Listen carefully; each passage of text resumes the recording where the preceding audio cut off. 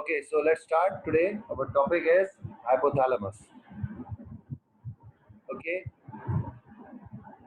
now what is hypothalamus? Basically, hypothalamus is not an organ or itself is not a distinguished part of a brain in such a way that it is composed of several nuclei.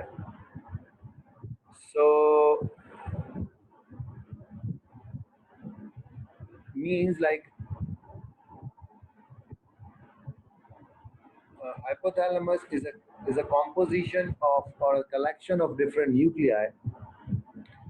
When they are performing together, we can say that this is a function of the hypothalamus. So it is not a distinct organ like in such a way that it is a one organ or two organs. It is a group of the collection of the nuclei. Hypothalamus is called, a few people say pituitary is the master gland, and few says the hypothalamus is the master organ.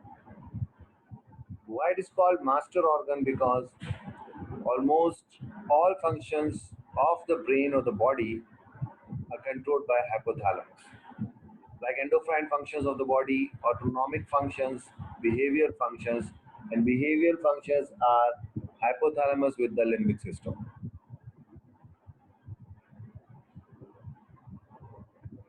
It is a part of the encephalon. As you know that the diencephalon is a part of the brain which is in between the telencephalon and the mesencephalon, like it is in between the cortex and the midbrain. So the central collection of the organs in the brain is called diencephalon, and it is approximately 4 grams in weight. The total weight of the brain is approximately 1400 to 1500 grams. It occupies bottom and the inferior lateral surface of the third ventricle. So I'll show you the anatomy of the hypothalamus. This is this this is the medial side of the brain, cerebrum, and this whole medial side, this is the cerebral hemisphere, and this area we can say that is a diencephalon, out of which this small area is usually the hypothalamus and its organs, while also this whole area spreaded have limbic system organs. ये देखिए आप, अब हम उस एक particular area को focus कर रहे हैं जिसके अंदर के हाइपोथैलेमस लोकेटेड है. So this is the diencephalon, zoom view. This is hypothalamus. You can see this. There is a small ridge or the sulcus. This is called hypothalamic sulcus. Hypothalamus. The word shows hypothalamus, below thalamus. Actually, it is posterior thalamus, but it looks like that it is below thalamus. So this is thalamus. This is epithalamus. This is subthalamus. Here it is the connection of the hypothalamus with the pituitary. So pituitary is down there. Mammillary body is a part of the limbic system. Optic chiasma also part of the hypothalamus, mammillary and optic chiasma, but comes in the limbic system also. Fornix.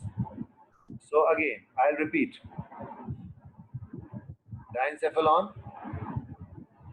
hypothalamus. Above the hypothalamus, there is a ridge which is called hypothalamic sulcus. Above the hypothalamus, the thalamus.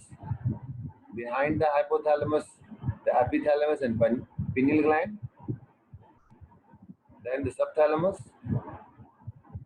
Subthalamus means it is below the thalamus or below also the hypothalamus. Pituitary gland, mammillary body, and optic chiasma. So optic chiasma and pituitary gland is the main key features which are related to the hypothalamus. Okay. Again, you can see here, this is the hypothalamus. Lamina terminalis, the wall of the third ventricle. chiasma, mammillary body, hypothalamic sulcus,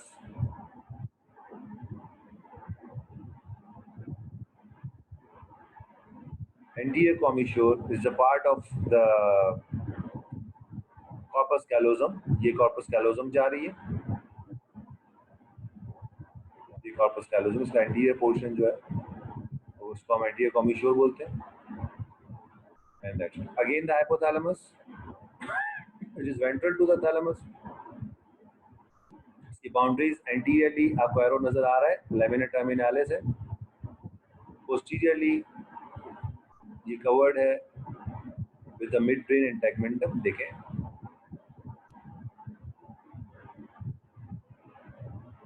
ये आप hypothalamus देख रहे हैं, ये पीछे की तरफ midbrain और tegmentum आ जाएगा आपका.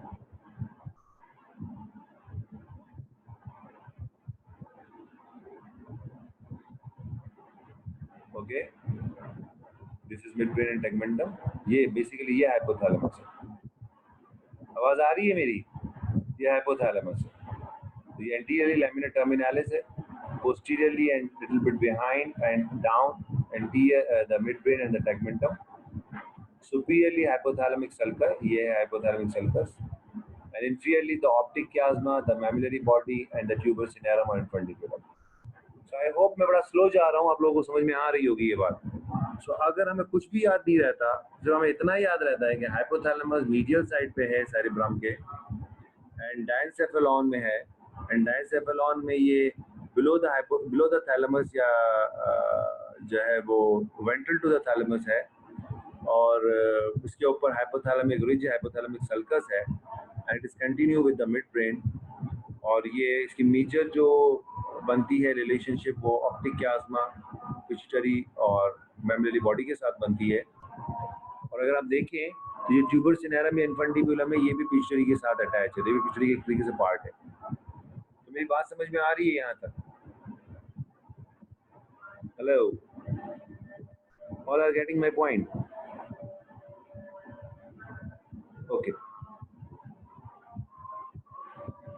हाइपोथैलेमस की डिवीजन या पार्ट्स करने के लिए बहुत सारे तरीके हैं. There are lot of ways you can divide the hypothalamus, but आपको एक याद रखना पड़ेगा क्योंकि इतने सारे याद हो नहीं सकते हैं.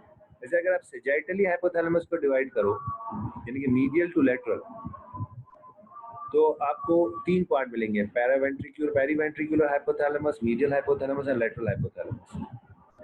आप कोरोनली करो, कोरोनल सेक्शन आपको पता होना चाहिए, तो anterior, medial and the posterior आएगा. Got my point? सेजाइटली पहले तो आप याद करो थोड़ा सा, मैं आपको एक 10-20 सेकंड देता हूँ. एंड कोरोनल मैं आपको, कोरोनल तो मैं कह सकता हूँ कि हाफ में कर दो बॉडी को. तो आपके 2 पोर्शन होंगे, anterior, middle and posterior, 3 portion. ठीक है, तो 2 तरीकों से आपने डिवीजन किया. एक और तीसरी तरीका भी आएगा. मुझे ये तरीका अच्छा लगता है कि एंटीरियर, मिडिल और पोस्टीरियर से मैं हाइपोथैलेमस को याद रखूं.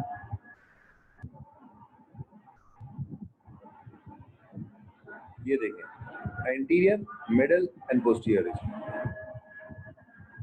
एंटीरियर रीजन, मिडिल को हम ट्यूबरल रीजन कहेंगे, पोस्टीरियर को हम मेमोरी रीजन कहेंगे. ये दिखा हुआ है यहाँ. Anterior supraoptic region, middle is the tuberal region and posterior is the memory region. तो मुझे इस तरह याद रखने में आसानी रहती है. ठीक है जी, ये आप देख लें. Anterior supraoptic reason,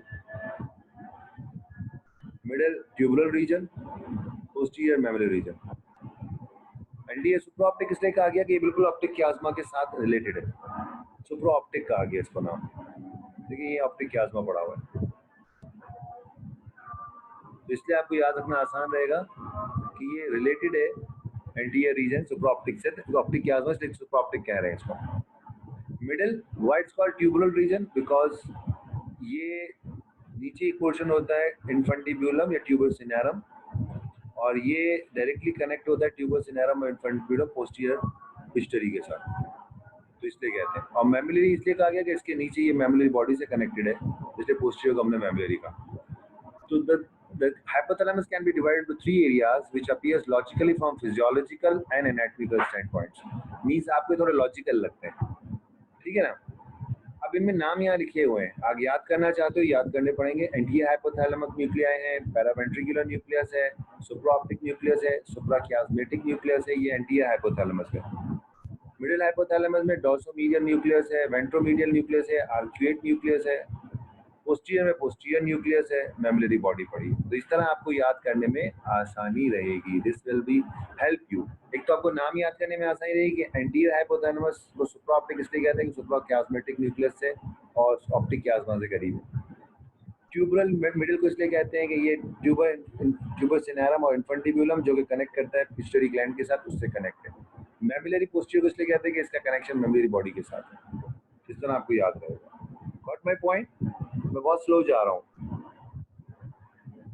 is it understandable? जवाब बहुत स्लो आता है बच्चों का। अच्छा, ये वाला तरीका भी दिखा दिया है, आप देख सकते हैं। Periventricular zone, phonic zone, medial zone and lateral zone. ये वो वाली पिक्चर है, ये वो वाली क्लासिफिकेशन है, ये वाली क्लासिफिकेशन, सॉरी ये वाली classification. So it is up to you, आप किस तरीके से इसको याद करना चाहते हैं। ये वाली classification, periventricular, medial and the lateral, ये आ गया। और इसके मीडियल जोन में सारे न्यूक्लियाई आ जाएंगे। रिपीट क्या करूं? मैंने बताया दो तरीके से आप हाइपोथैलेमस को डिवाइड कर सकते हो, एक कॉर्नरली, एक सजाइटली। सजाइटली थोड़ा मुझे मुश्किल लगता है, मुझे समझ में भी नहीं आता है एंड मेरे लिए ईजी नहीं है। जो कॉर्नरली है वो मेरे लिए ईजी लगता है मुझे, कि वो एंटीरियर, मिडिल और पोस्टीरियर, और उसकी रिलेशनशिप बड़ी आसान है मेरे साथ। कि एंटीरियर जो है वो ऑप्टिक कियास्मा के साथ है, मिडिल जो है वो ट्यूबर सिनेरम के साथ है, इसको ट्यूबरल कहते हैं, और पोस्टीरियर जो है मैमुलरी के साथ है। देखो, एंटीरियर न्यूक्लियर में पेरीवेंट्रिकुलर न्यूक्लियस आता है, एंटीरियर न्यूक्लियस इटसेल्फ आता है, सुप्रा ऑप्टिकल न्यूक्लियस आता है, सुप्राकियास्मेटिक न्यूक्लियस आता है। अब ये डिटेल में एक एक न्यूक्लियस आएगा हमारा,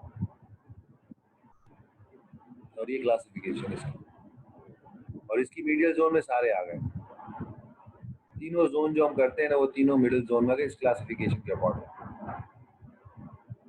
कनेक्शंस देख सकते हो हाइपोथैलेमस के बहुत। हाइपोथैलेमस अगर मैं कहूँ सिंपल तो सर सारे पार्ट से ही कनेक्टेड, ब्रेन के बहुत सारे पार्ट्स हैं और बॉडी के बहुत सारे ऑर्गन से कनेक्टेड है। क्योंकि एंडोक्राइन सारी इंफॉर्मेशन यहाँ जाएगी, ऑटोनॉमिक सारी इंफॉर्मेशन हाइपोथैलेमस में जाएगी, बिहेवियरल सारी इंफॉर्मेशन हाइपोथैलेमस में जाएगी, उसकी इंटीग्रेशन हाइपोथैलेमस करेगा, ब्रेन से इंफॉर्मेशन लेगा, फिर नीचे बॉडी को भेजेगा। तो हाइपोथैलेमस की कनेक्शन बहुत कॉम्प्लेक्स है, बट इसको इजी किया गया इस पिक्चर के अंदर। आगे वाली पिक्चर में आपको दिखाता हूँ। अगर आप ओके, जिसने क्वेश्चन किया है कि न्यूक्लियस ऑफ हाइपोथैलेमस, आप देख सकते हैं, ठीक है।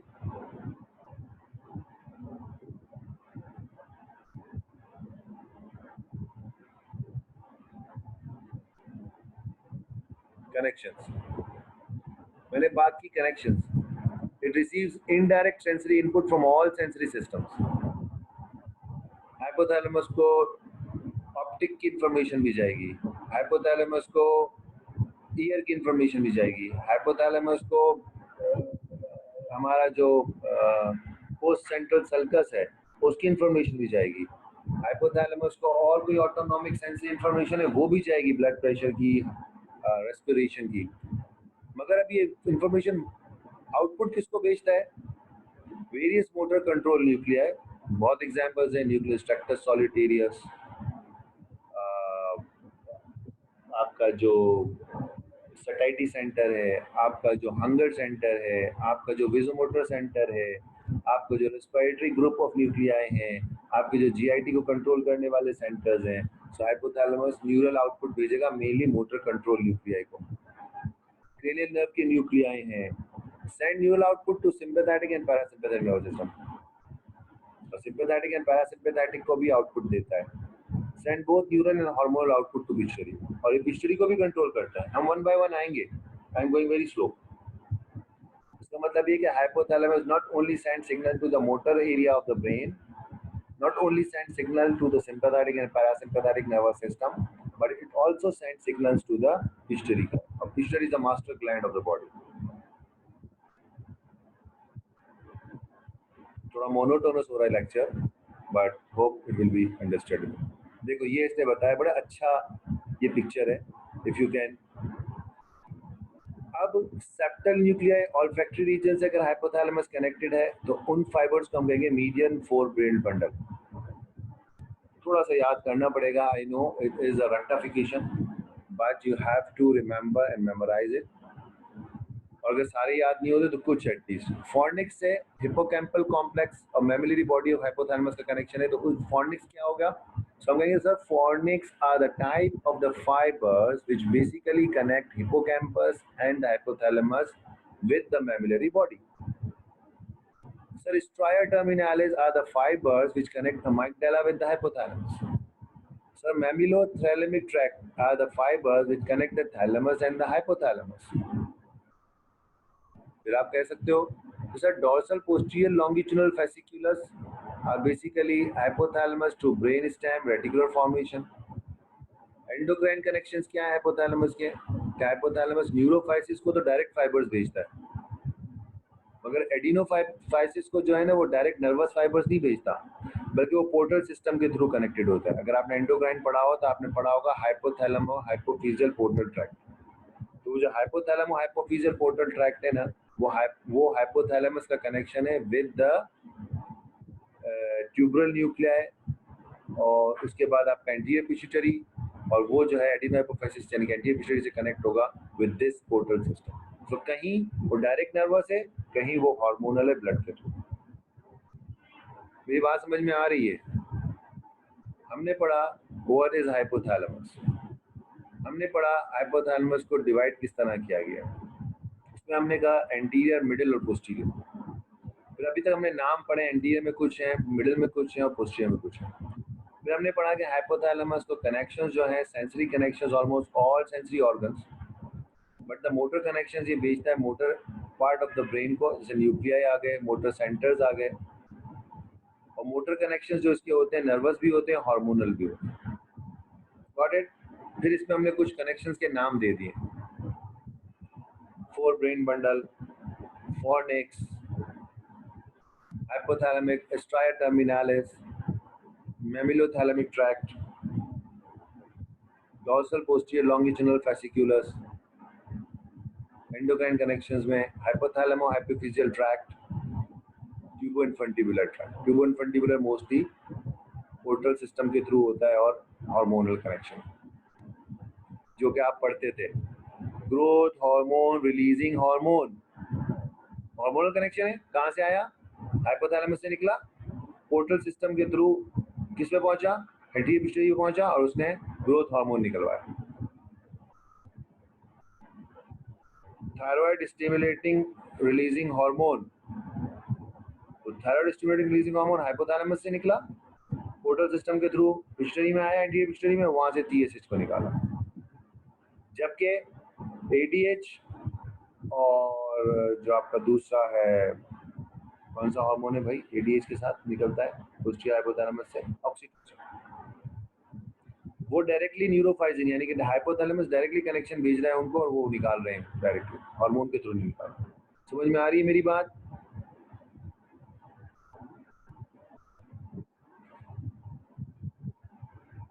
ओके। ये पिक्चर में है, डायग्रामेटिकल है, ये इनपुट है, यानी कि फॉर्निक्स किसका कनेक्शन था याद है? पीछे करूं, फॉर्निक्स था हिप्पोकैम्पस और मेमोरी बॉडी ऑफ हाइपोथैलेमस। ठीक है। फिर medial fore brain bundle, dorsal longitudinal fasciculus। बेटा आवाज आ रही है मेरी? देन अमिगडाला, मेरे ख्याल में इसमें स्ट्राया टर्मिनालिस था, स्ट्राया कुछ था। देन ये पिट्यूटरी को दो तरीकों से है। अरसलान आवाज आ रही है? हेलो?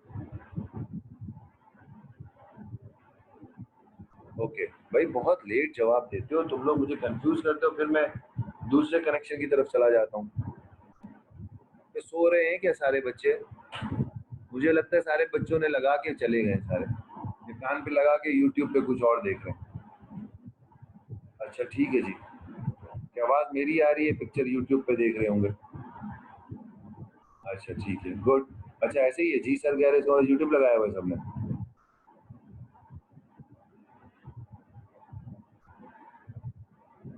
अच्छा जी, आवाज तो आ रही है। ओके, सो अब ये सारी चीजें अगर आप देखो तो जो चीजें हमने पढ़ी अभी तक, Fornax, medial fore brain bundle, अमेगडाला, आपका पिट्यूटरी ग्लैंड, ये सारे, ठीक है। हाइपोथैलेमस के फंक्शंस क्या है भाई? It is called the gland of living, जिंदा रहने का ग्लैंड।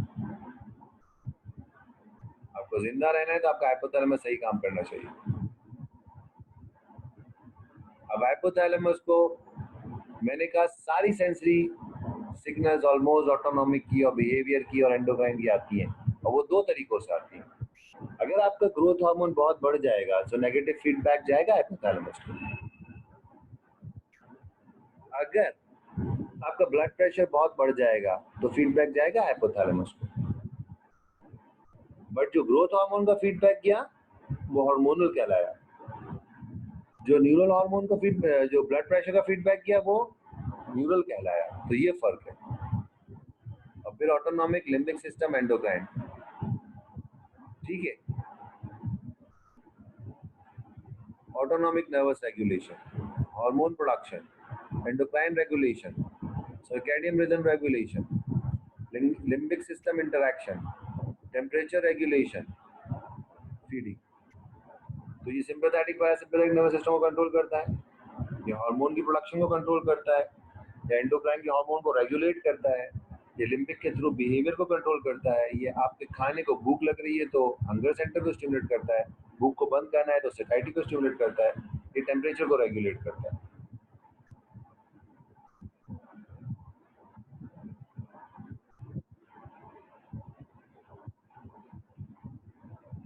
ऑटोनॉमिक नर्वस सिस्टम की रेगुलेशन में हाइपोथैलेमस का एंटीरियर और पोस्टीरियर एरिया दोनों टेक पार्ट करते हैं। एंटीरियर जो इन्फ्लुएंस करता है वो करता है पैरासिम्पैथेटिक नर्वस सिस्टम के थ्रू, ठीक है।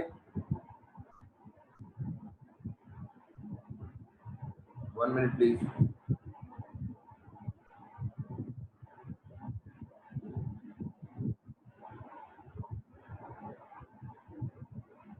ऑटोनॉमिक को कंट्रोल करने के लिए एंटीरियर एरिया जो है वो पैरासिम्पैथेटिक नर्वस सिस्टम को कंट्रोल करेगा, और पोस्टीरियर एरिया जो है वो सिम्पैथेटिक नर्वस सिस्टम को कंट्रोल करेगा।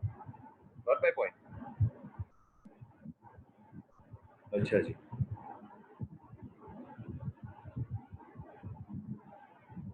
हार्मोन प्रोडक्शन के लिए हमारे पास सुप्राऑप्टिक। अच्छा, अब अगर कोई बच्चा पिक्चर ये वाली निकाल के अपने सामने रखना चाहता है, ये देख लो एक दफा निकाल के, कैसे निकाल सकते हो, मैं जब तक तुम्हें दूंगा नहीं। ये देखो, ये मेरी पिक्चर है, एक दफा आप निकाल अपने सामने रखो, ये वाली पिक्चर, ठीक है। तो पोस्टीरियर है और एंटीरियर है और ये सेंटर में मिडिल है, ठीक है जी। तो एंटीरियर को कंट्रोल करेगा, पैरासिम्पैथेटिक को कंट्रोल करेगा, और पोस्टीरियर किसको कंट्रोल करेगा? आपके सिंपैथेटिक को कंट्रोल करेगा।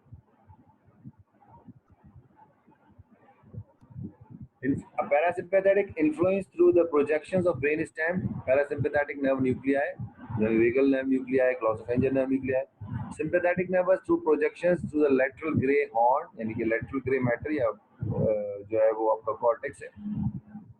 अच्छा सॉरी, ये लेटरल ग्रे मैटर की बात हो रही है जो स्पाइनल कॉर्ड में लेटरल ग्रे हॉर्न, जो आपका था ना D1 से लेके L2 तक, मैंने कहा था ना sympathetic nervous system is thoracolumbar outflow. तो थोरैकोलम्बर में एंटीरियर रूट तो मोटर है, पोस्टीरियर रूट तो सेंसरी है, तो जो लेटरल रूट होती है इन 12 सेगमेंट में वो सिंपैथेटिक होती है, और जो पैरासिम्पैथेटिक है वो क्रेनियोसैक्रल है। तो ये ब्रेन स्टेम के न्यूक्लिया के थ्रू कंट्रोल करें। एंडोक्राइन फंक्शन में अगर मैं बात करूं, ये हार्मोन फंक्शन में supraoptic and paraventricular nuclei directly release करते हैं ऑक्सीटोसिन एंड एडीएच, और इसको ट्रांसपोर्ट करते हैं नर्व्स के थ्रू पोस्टीरियर हाइपोथैलेमस पे, और पोस्टीरियर हाइपोथैलेमस जो है वो फिर एडीएच और ऑक्सीटोसिन को स्टोर करके रिलीज करता है और इसको सर्कुलेशन में रिलीज करता है। तो अगर आप डैमेज कर दो सुप्राऑप्टिक न्यूक्लियस को तो डायबिटीज इंसिपिडस हो जाएगा। सुप्राऑप्टिक क्या निकाल रहा है आपका, एडीएच निकाल रहा है। ठीक है जी। So anti hypothalamus control parasympathetic, posterior hypothalamus control sympathetic, supraoptic and paraventricular nucleus control. लेकिन सुप्राऑप्टिक और पैरावेंट्रिकुलर भी कहाँ होते हैं, एंटी हाइपोथैलेमस में होते हैं। ये कंट्रोल करते हैं आपके एडीएच और ऑक्सीटोसिन।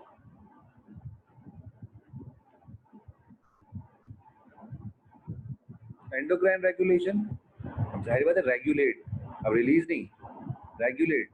और रेगुलेट करने के लिए जाहिर बात है ये रेगुलेट करता है ग्रोथ हार्मोन को, टीएसएच को, एसीटीएच को, फॉलिकल स्टिमुलेटिंग हार्मोन को, ल्यूटिनाइजिंग हार्मोन को, प्रोलैक्टिन को। और फिर इनके थ्रू किसको रेगुलेट करता है, टीएसएच के थ्रू T3, T4 को, एसीटीएच के थ्रू कॉर्टिसोल को, एल्डोस्टेरोन को, आपका एफएसएच एलएच को, आपका प्रोलैक्टिन को, इसके अलावा गोनेडोट्रॉप्स के थ्रू ये कुछ ना कुछ जो है वो एस्ट्रोजन प्रोजेस्टेरोन को, तो इनकी रेगुलेशन करता है ये पिस्टरी के थ्रू, इनकी रेगुलेशन करता है ऑब्वियसली। तो ये सब एक दूसरे से इंटरकनेक्टेड है। और अभी मैंने आपको बात बताई, मैं थोड़ा सा आपको समझा देता हूँ कि जो पोस्टीरियर पिट्यूटरी है उसका और हाइपोथैलेमस का जो कनेक्शन है ना, पोस्टीरियर पिट्यूटरी का, ये हाइपोथैलेमस है, ये पिट्यूटरी ग्लैंड है। तो जो पोस्टीरियर पिट्यूटरी का कनेक्शन है ना वो नर्वस है, न्यूरोफाइजन के थ्रू। और जो एंटीरियर का कनेक्शन है ना वो ट्यूबोइंफंडिबुलर सिस्टम के थ्रू है, और इसको हम कहते हैं हाइपोथैलेमो हाइपोफिजियल पोर्टल सिस्टम। और वो ब्लड वेसल के थ्रू यहाँ आके अपने फैक्टर्स को छोड़ता है, एब्जॉर्ब होते हैं, यहाँ आते हैं नीचे, और फिर यहाँ से वो अपने हार्मोन्स को रिलीज करता है। और ये काम कौन करता है, पिट्यूटरी पोर्टल सिस्टम के थ्रू ये काम अपना आपका हो रहा होता है। सर्कैडियन रिदम कि हार्मोन को कब निकलना है, कब नहीं निकलना है, सुबह के वक्त कौन सा निकलेगा, शाम के वक्त कौन सा। ग्रोथ हार्मोन रात को 12 बजे बहुत निकलता है, तो 12 बजे डिटेक्ट कौन करता है कि रात हो गई है, रेटिना। रेटिना सुप्राकियास्मेटिक को ये इंपल्स भेजती है, सुप्राकियास्मेटिक में पिनियल ग्लैंड को भेजती है और ये कंट्रोल करते हैं। तो सुप्राकियास्मेटिक बेसिकली सर्कैडियन रिदम को कंट्रोल कर रहा है। सुबह आपकी आंख खुली 6:30 बजे, सूरज निकल आए, सुबह का वक्त हो गया है, अब आपका ग्लूकोकॉर्टिकॉइड ज्यादा निकलेंगे। तो हाइपोथैलेमस ने कंट्रोल किया ऑटोनॉमिक को, सिंपैथेटिक को पोस्टीरियर के थ्रू, पैरासिम्पैथेटिक को एंटीरियर के थ्रू। हाइपोथैलेमस ने कंट्रोल किया हार्मोन के रिलीज को सुप्राऑप्टिक पैरावेंट्रिकुलर न्यूक्लियस के थ्रू। हाइपोथैलेमस ने कंट्रोल किया एंडोक्राइन फंक्शंस को ट्यूबोइंफंडिबुलर ट्रैक्ट के थ्रू, जो मिडिल लोब के थ्रू। हाइपोथैलेमस ने कंट्रोल किया सर्कैडियन रिदम को थ्रू पिनियल ग्लैंड और सुप्राकियास्मेटिक न्यूक्लियस के थ्रू। समझ में आ रही है बात। लिम्बिक सिस्टम का मतलब ये इमोशंस को कंट्रोल करता है, बिहेवियर को कंट्रोल करता है, मेमोरी को कंट्रोल करता है, ठीक है, डिफेंस मैकेनिज्म को, सेक्सुअल। लिम्बिक एक टर्म आ गई जिसमें सारे फंक्शन आ गए, sexual function, emotional functions, memory, affective behaviour जो कि आपकी बॉडी को या आपके सिस्टम को अफेक्ट कर सकते हैं।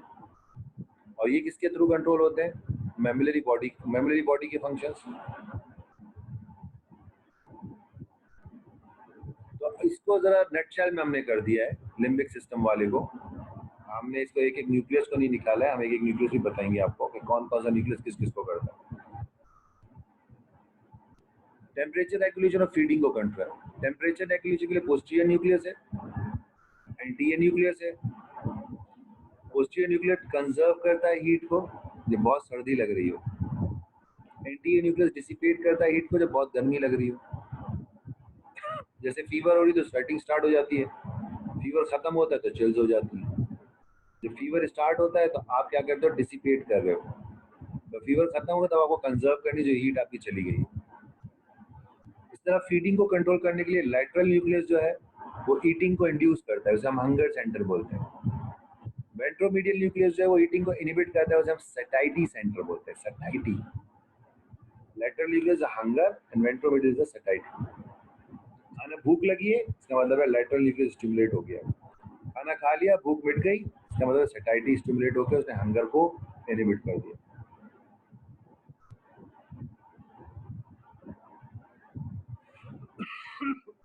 बेटा समझ में आ रही है बात? ये बात कोई नई नहीं है, देख लो। हेलो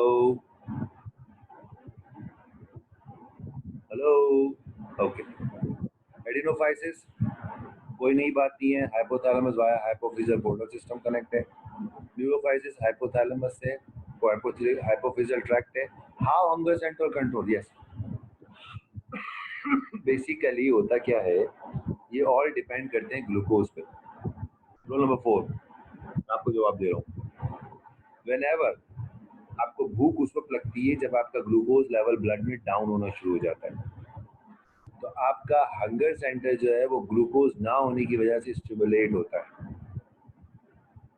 ठीक है। और सेटाइटी ग्लूकोज ना होने से इनहिबिट हो जाता है। आप खाना वाना खाते रहे, थोड़ा खाना गया, फिर थोड़ा खाना गया, फिर थोड़ा खाना गया, ग्लूकोज लेवल अब बिल्ड होना शुरू हुआ। जब ग्लूकोज लेवल बिल्ड होना शुरू होता है तो हंगर आहिस्ता आहिस्ता चुप होना शुरू होता है और सेटाइटी जो है वो आहिस्ता आहिस्ता एक्टिवेट हो जाता है। समझे मेरी बात? तो basically this all depends on the level of the glucose in the body. Tuberoinfundibular tract, ये सारा हाइपोथैलेमस का आ गया। हाइपोथैलेमो हाइपोफिजियल पोर्टल सिस्टम, बार बार बात कर रहा हूँ कि जी हाइपोथैलेमिक हाइपोफिजियल पोर्टल सिस्टम है जो कि अपने फैक्टर्स को रिलीज करेगा, जो कि एंटी पिट्यूटरी में जाएंगे and then they secrete their factors and after secretion their factors sympathetic जो पिट्यूटरी ग्लैंड है वो अपने हार्मोन निकालेगा और वो ब्लड में चले जाएगा। बार बार यही बात कर रहा हूँ। पोस्टीरियर के एंटी डायरेटिक हार्मोन है पैरावेंट्रिकुलर न्यूक्लियस और सुप्राऑप्टिक न्यूक्लियस से डायरेक्ट बनेंगे। बार बार बता रहा हूँ, ये नर्व ट्रैक के थ्रू न्यूरोफाइजिन प्रोटीन्स होंगी जिनके थ्रू ये अटैच होकर पोस्टीरियर हाइपोथैलेमस में आके स्टोर हो जाएंगे। तो यहाँ कोई ब्लड का ट्रैक नहीं है, सेल टू सेल कम्युनिकेशन नहीं है, बल्कि यहाँ नर्वस ट्रैक्ट है। देख लो ये functions.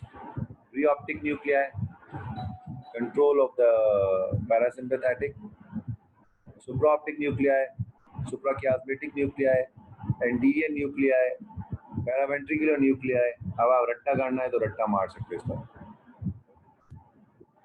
डोर्सोमीडियल nuclei, ventromedial nuclei, arcuate nucleus. Additional functions भी कुछ दिए हुए हैं, मैं पढ़ इसलिए नहीं रहा कि ये सीधी सीधी बातें हैं।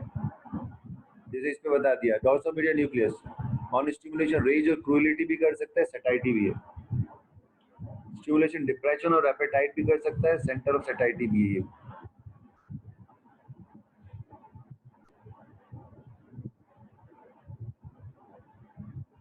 मैमिलरी न्यूक्लियस,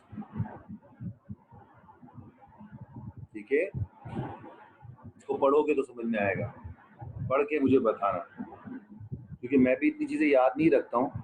बेसिकली ये सारी चीज़ें इसलिए हैं कि ये आपसे एग्जाम में कोई ऐसा क्वेश्चन हो सकता है कि बताओ जी सिंपैथेटिक को कौन कंट्रोल करता है, बताओ जी रेज को कौन कंट्रोल करता है, बताओ जी थर्मल रेगुलेशन कौन करता है। तो अगर यहाँ से याद नहीं करना हो, बुक से याद कर लेना, डायरेक्ट चार्ट वगैरह है अगर तो कोई छोटी बुक से याद कर लेना। ओके,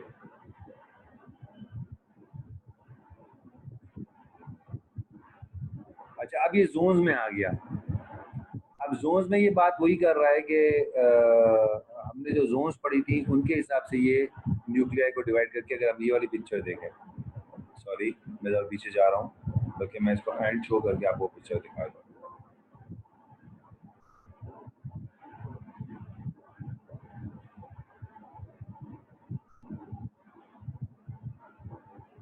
ये जोन्स आ गई, इस जोन की बात कर रहे हैं, ठीक है ना। तो ये जोन्स के तरीके से डिवीजन कर रहा है, तो आपको अगर जोन के तरीके से करना है okay, otherwise you can skip this lecture. थोड़ा सा मुझे लग रहा है कि मैं मोनोटोनस हो रहा हूँ, बोरिंग हो रहा हूँ, but I try my best.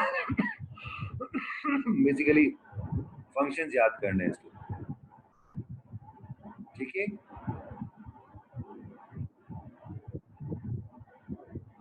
अगर मुझे इतना सा कोई बता देना कि हाइपोथैलेमस क्या होता है, कहाँ होता है, क्या फंक्शंस है। आप बोलो सर वाटर बैलेंस करता है, आप बोलो सर थर्मल रेगुलेशन करता है, आप बोलो सर ऑटोनॉमिक कंट्रोल रेगुलेशन करता है, आप बोलो सर एंडोक्राइन फंक्शन को रेगुलेट करता है, आप बोलो सर फीडिंग बिहेवियर को कंट्रोल करता है, आप बोलो सर सेक्सुअल बिहेवियर को कंट्रोल करता है, आप बोलो बिहेवियर कंट्रोल में रेज को इनको कंट्रोल करता है, आप बोलो सर सर्कैडियन रिदम को कंट्रोल करता है। That's it, okay, I don't need more.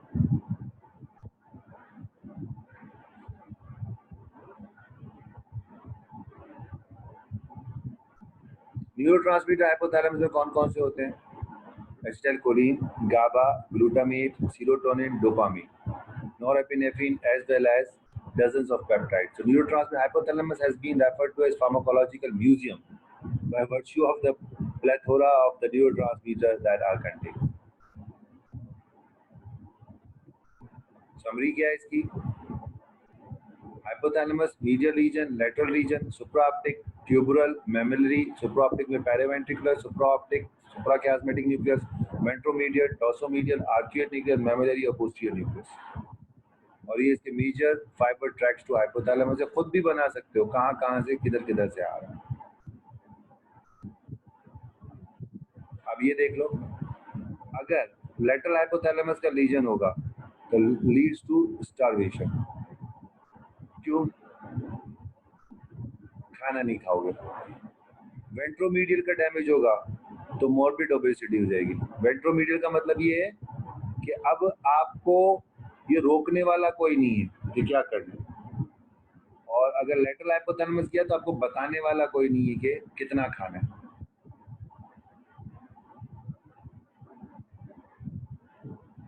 Circle of risk इसकी ब्लड सप्लाई है। ये इसका फिर एक पिक्चर है, आप इस तरह भी याद कर सकते हो। ये खाली चार्ट याद कर लो तो भी याद रहेगा, ठीक है ना? अगर इस तरह याद करना चाहते हो तो ये भी याद कर सकते हो। वेंट्रोमीडियल क्या है? सेटाइटी है।